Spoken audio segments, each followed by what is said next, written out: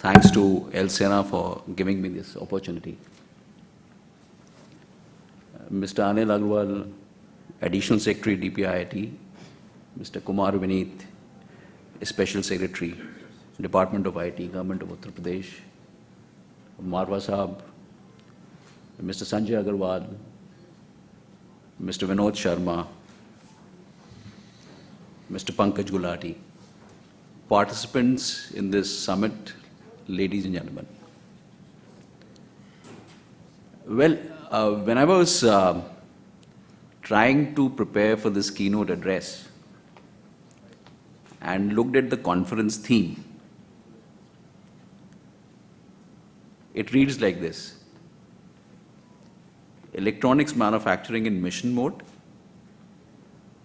creating a credible electronics component ecosystem in India by 2025. Now the word mission really made me introspect. Mission is a very lofty, very moralistic word. So one started thinking that at El Sena, are we really using it to make the summit more glamorous, conference more glamorous? Or there is a conviction behind it? Well, almost all of us in this conference are hardcore capitalists. We're entrepreneurs. If you are in public markets, you look at your share price every day. If you are in green, your day is made. If you are in red, you curse the day. You look at polymer, you look at crude, you look at currency fluctuation, you look at interest rate, you look at demand slowdowns. 24/7,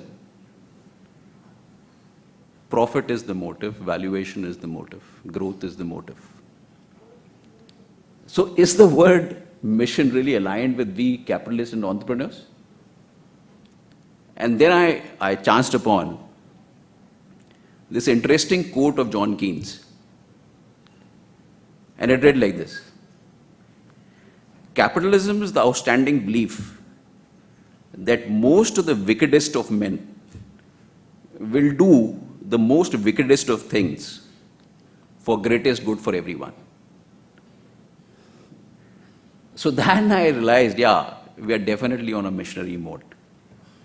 And this was a big consolation. So undoubtedly, electronics industry, Agarwal Saab, Marwa Saab, Kumar Saab, is on a missionary mode. And El Sena is playing a very leading role in that. Thanks to our government under dynamic leadership of our Honorable Prime Minister, we are seeing this day when we are all very sanguine, very optimistic, we are in fact even very boisterous about the future of this industry. It is extremely positive that so many initiatives have been taken by both central and state governments to support electronics industry, which I feel now, although it's been old, but actually it's in its stages of infancy. The journey has just started. But however, now all the initiatives that have come in, they have a time frame, 4 years, 5 years. So the industry over a period of time has to stand on its own feet, and the business model has to become sustainable. How? So my humble but very candid submission to the senior officers of the government here is, so there should be a seamless execution of the initiatives taken. One very great initiative in which we at Dixon are a major participant is the PLI. We are beneficiaries already of 5 schemes. Please appreciate that what has happened by this PLI scheme. The Indian companies have kind of got an opportunity to become a part of a global value chain. It has triggered shifting of this value chain from China, which is deeply embedded there, into India. Now, the global value chains are extremely gruesome. The margins are absolutely thin. And if the PLI benefits do not flow in, again I am being candid, smoothly, seamlessly, without getting stuck in the processes and the procedures, a lot is going to get lost. Now, both from the industry side as well as the government side. Industry side, in fact, the onus is much bigger because you have to deliver. And you have to deliver on all the business parameters. But all the participants and their principals are keenly looking at this scheme execution under lens, that how smoothly it flows. If it flows smoothly, I assure you from the industry side that the growth is going to be many-fold. It's my humble submission there. The second, of course, I request the industry that we have to kind of shirk off approach of being small. Small is no more beautiful. You need a very large scale, and particularly in component sector, you need a switch-on operation.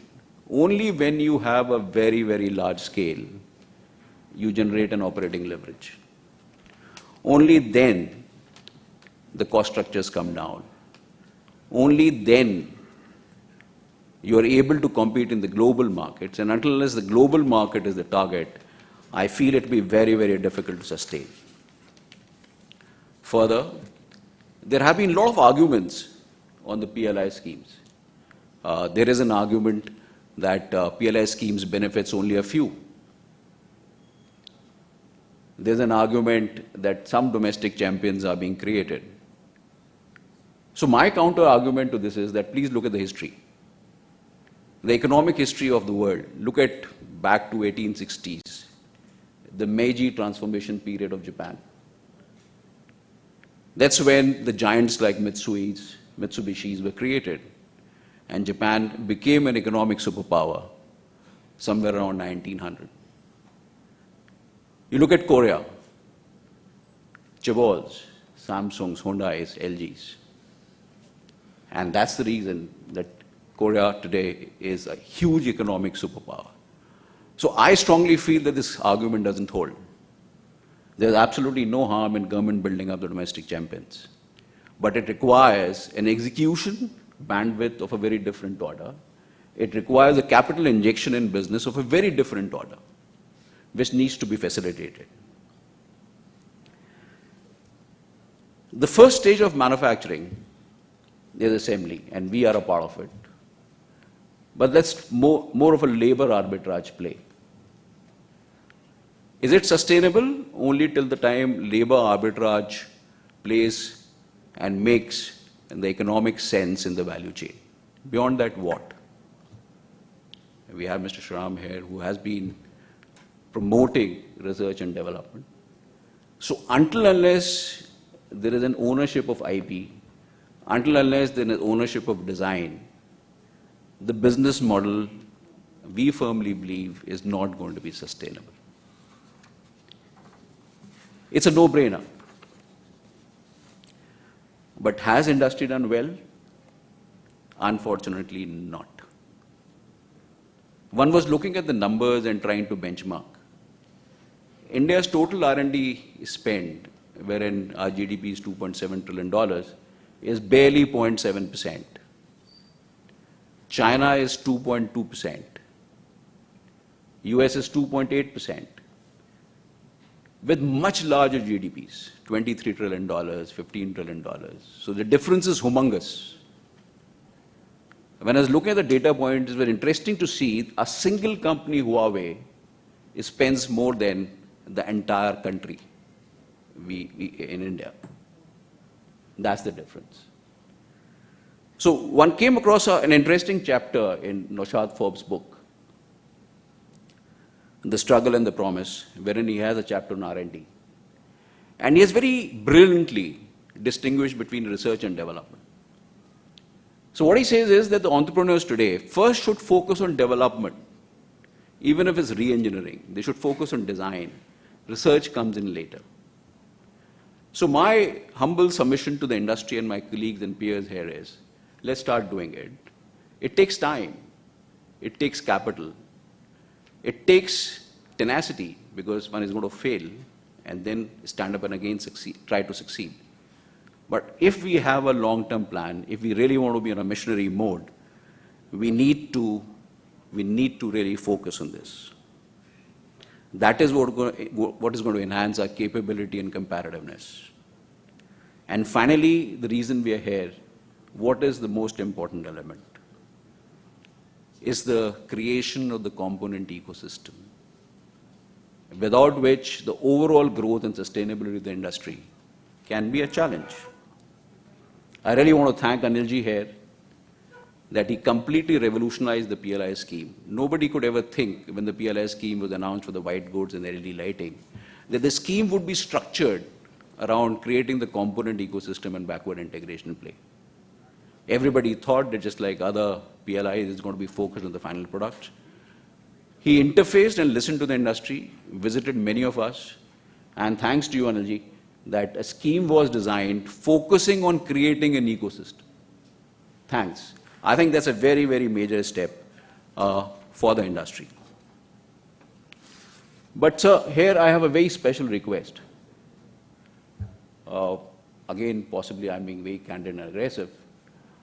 Something needs to be done by the government to address the wrong done through ITA-1.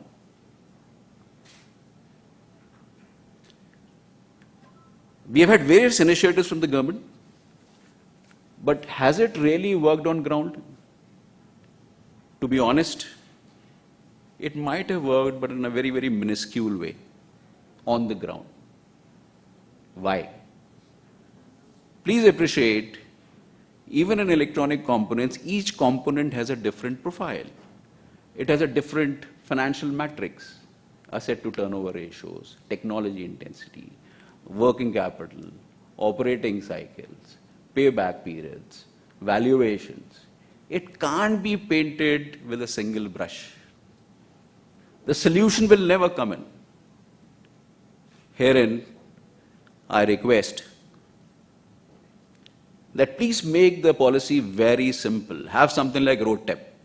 No linkage to investment, no linkage to the revenue threshold. Support the ITA-1 components through a RoadTap kind of a scheme for a disability. Do that for 4-5 years and you'll see the industry boom. And these rates can be jointly worked out by the government and industry. It was done for RoadTap. So this was my request. Further, I think it's a great forum created by ELSENA. I humbly request all the participants and the product makers, please localize more and more. I think it's a great platform. Please make use of it, and so that industry can be taken to the next level. Until unless there are a very solid component ecosystem, we're not going to make headway. So finally, I'll conclude with a shlok from 17th chapter of Gita. It goes like this. Satvana Rupa Sarvasya Shraddha Bhayate Bharata Shraddha Mayoma Purusha Yo Yashadra Sarvasya. So Krishna here is telling Arjun, everyone's devotion is as per his or her personality and nature. A person is nothing but his commitment, like man. So here we are all making a commitment to put the electronics industry on a missionary mode with a local component ecosystem.